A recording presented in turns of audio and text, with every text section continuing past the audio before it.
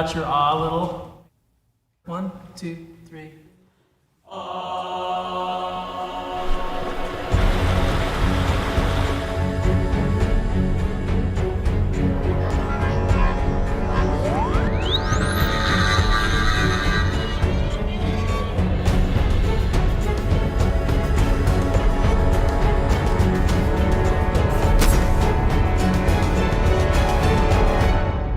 Leave him wondering how the hell you did it.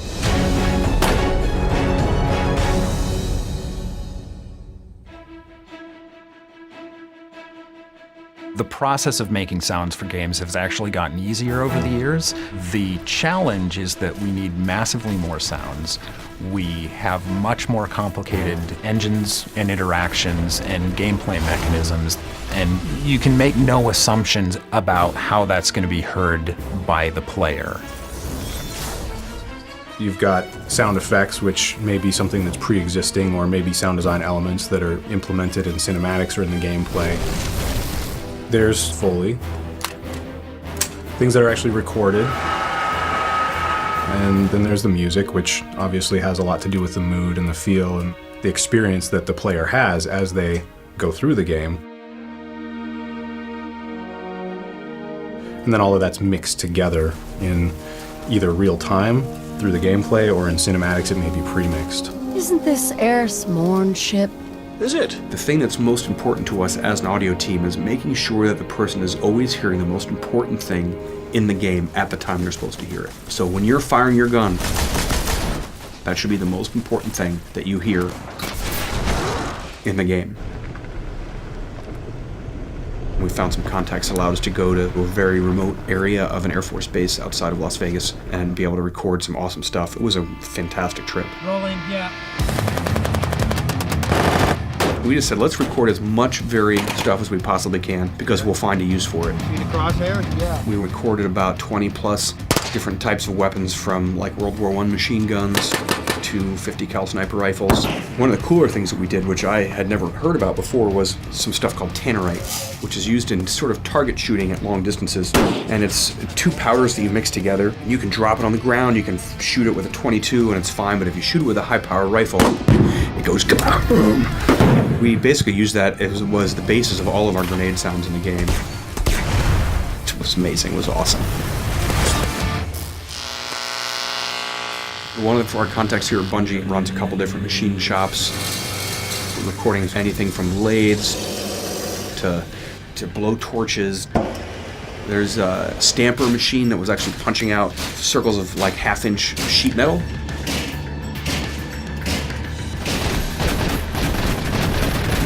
That actually turned into the Vex footsteps.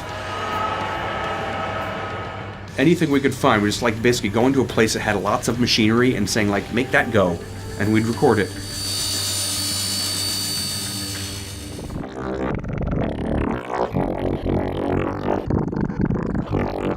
This is a Eurorack synthesizer, something I've been building for a while. It's a bunch of different pieces of synthesizers you put together, kind of make your own instrument out of. A lot of people use it for music, but this is just for sound design. So I'm playing water sounds out of the laptop. It goes through the system and I'm going to record it here in Pro Tools. This is the water sound without the effects. And this is it with the start of the effects, the beginning of the effects. That's kind of a good sound. It's not quite Vexy enough for me yet, but of course it can get a lot crazier. I'm increasing the modulation amount that's coming from this thing. It's fun to kind of get out of the box once in a while and get some sort of tactile control going on.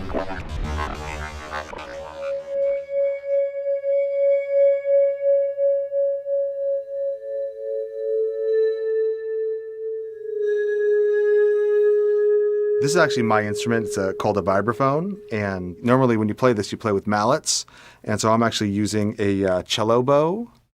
So these are metal keys, and there's an edge on here, and this bow has a lot of rosin. And you just put it on the edge, and you just slowly draw it across, and you can draw a nice sound out.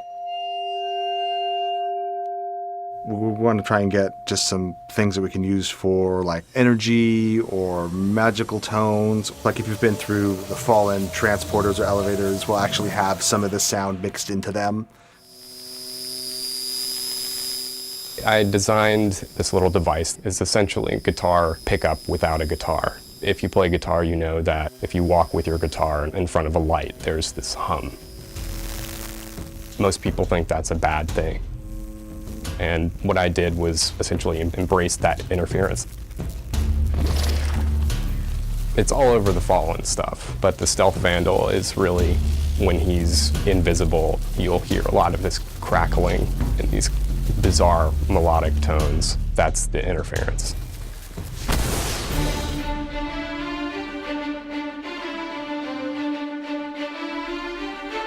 Heart of the Black Garden. Damn! Wish I could have seen it. In Destiny, I am playing the role of Cade. What have you got? When we first sit down with a new character and a new actor, we usually take the first couple of pages with the lines that have a little bit more meat to them so that the actor can play with the character and find the voice. It's just kind of working together with everybody to kind of get in that pocket of, this is her, okay, we found her, now let's go from there. The fact that you only have your voice to play with might concentrate your mind in a way that perhaps it wouldn't if you were in vision. Centuries after the coming of the traveler, those enemies found us. I play the Queen of the Reef, Marasav. She is icily resolved. She will do what she has to do for what she believes in. Marasav bows to no one. We are Elixir.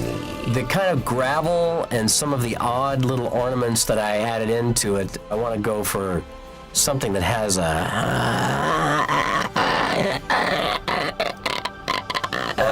that's got some of that kind of what's called a glottal fry. You cannot face this alone. When I came to discover the voice of Eris, I thought about despair and darkness, very dark and disturbed.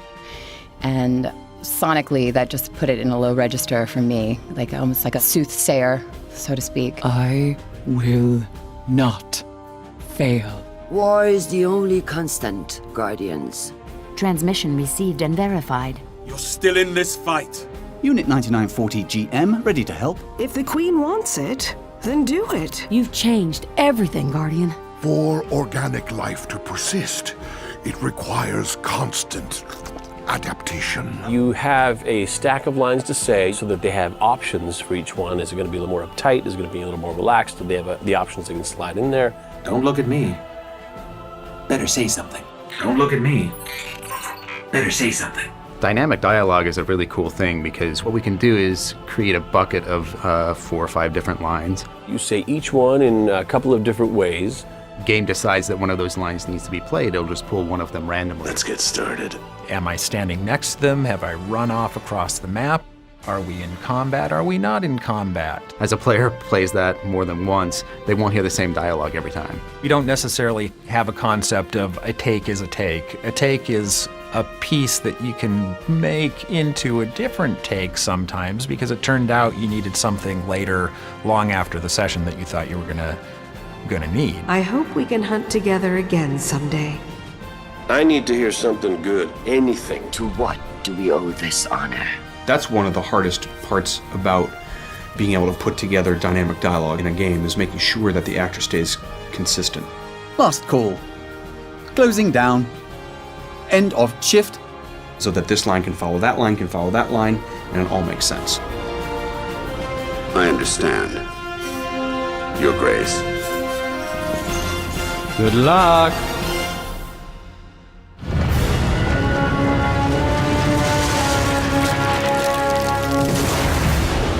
Yeah, so what you're seeing here is the audio engine in action. We can see what sounds are playing when with this little text readout here on the screen. The mix is the most important part. You can have a lot of great content, but if you don't get the game mixed right, then the players have a horrible experience. Either the music doesn't have the impact it needs to have. Thank you for your input, Eris. Or you can't understand the dialogue, which ruins your story experience. You don't know what's going on. Or, if there's too much high end in a weapon sound, it can literally hurt people if you don't do your job right. For the gameplay, the engine is pretty much the way everything is mixed. It's very powerful in the way that allows us to monitor things and for us to be able to manipulate audio in the game. We have a way of choosing which sound plays at what time based on what the player needs to know or needs to hear or what just is cool. So every time the player plays, it's essentially mixing sound real time based on certain preset mix settings.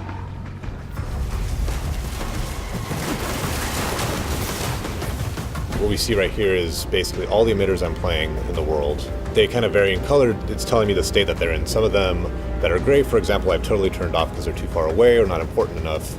The yellow is something that is active that we've turned off because there's so many other projectile sounds. You know, you only need to hear about 2 or 3 of this to get an idea of what's going on. What results is all the blue sounds. These are all the sounds providing a layer that's interesting to what is currently going on the screen. If something's not playing and we think it should be, we can look and see if the game thinks it's there, then we might know it's in our mix, or if it's not there at all, then we know it's probably inside in the game engine somewhere. It's not being called, or it's not hooked up, or it's going on. Because once you've got hundreds of sounds all piled up, it's really hard sometimes to know exactly what's causing the symptom.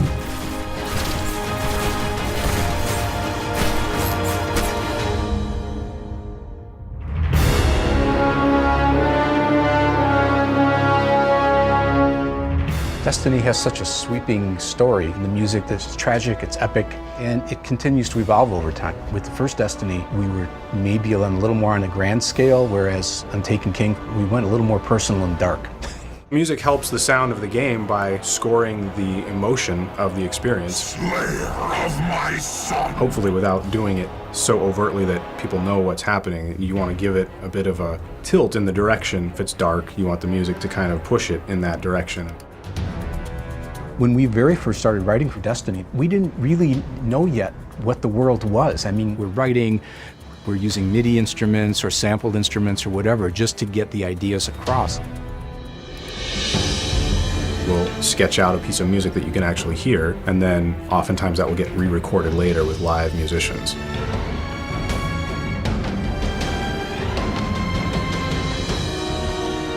There's a very sort of exciting live feel to it that you just can't replicate in MIDI. My goal, obviously, is to make the best music that we can and help it really complement the gameplay and the stories that are implemented and really make it, you know, sound and feel right.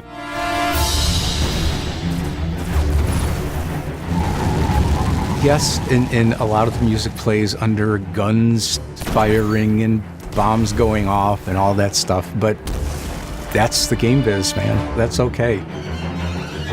I love knowing it's there, even when you can't hear it because the explosions are too loud. I know it's there. I know it's there, and it makes me happy.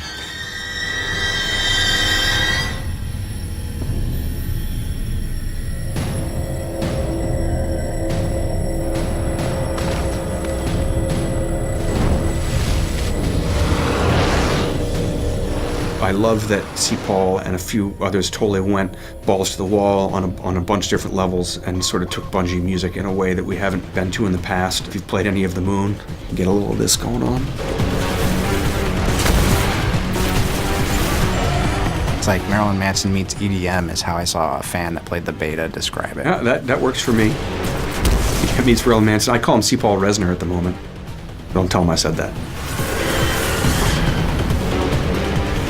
I've definitely heard a Nine Inch Nails quality in the stuff that he has written for the Hive. I didn't think of that as a term, but that basically applies to what that music is, and that's something completely foreign to Bungie games in the past. That was very gratifying because I feel like I brought something new to what the Bungie audio experience is and can be. A lot of times when you're building something, it's not until you're done that you realize what you were trying to build in the first place. You've got this blank canvas to create a universe from scratch and then make it sound like that universe. It was a really challenging task, for sure, for us to basically throw out everything we'd done for 10 years as far as an audio team goes and all the code base that we'd had prior to this and go to a brand new engine and make a brand new game. Bungie's gotten so much bigger, but Bungie still maintains the philosophy of iteration until it's right. There's a system there to build on, and there's a lot of depth to that. Destiny is still evolving. We're still deciding what Destiny is as we go. I'm a true believer, and I want to be here for this for a while. I'm having fun. I enjoy putting it all together and making it all come to life.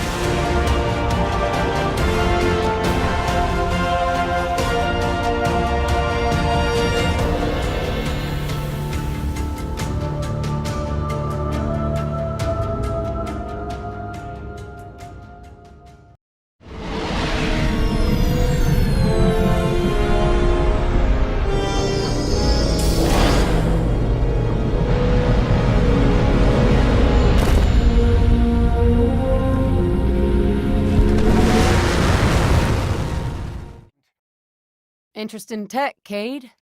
Isn't this Earth's ship? Is it? Huh. You know, you're a true artist. Can't even see the join. Cute. Okay. How about an unsanctioned op using modified stealth tech to infiltrate a dreadnought above Saturn's rings so we can knock out its weapons, create a transmat zone, and send in the cavalry?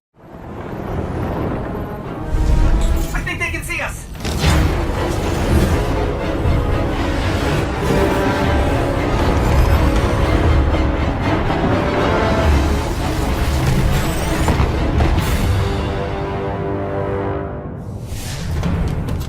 What happened? Everything all right? All this trouble to break into an old temple?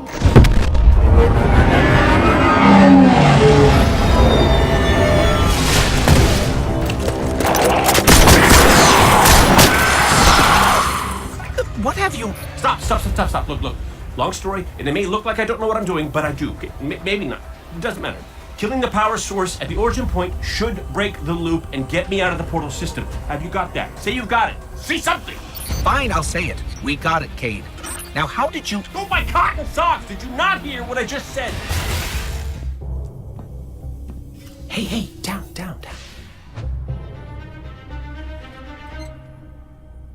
So it's true. The light found its way back to you. Not that I'm jealous or nothing, but take it easy out there, will you? You're making me look bad.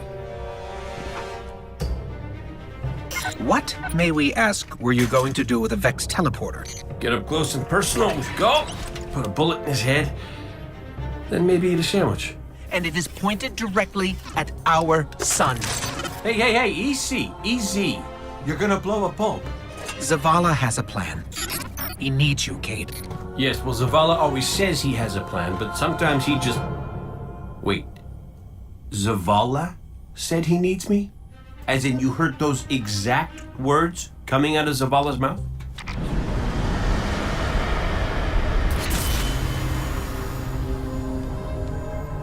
Guardian, something's wrong.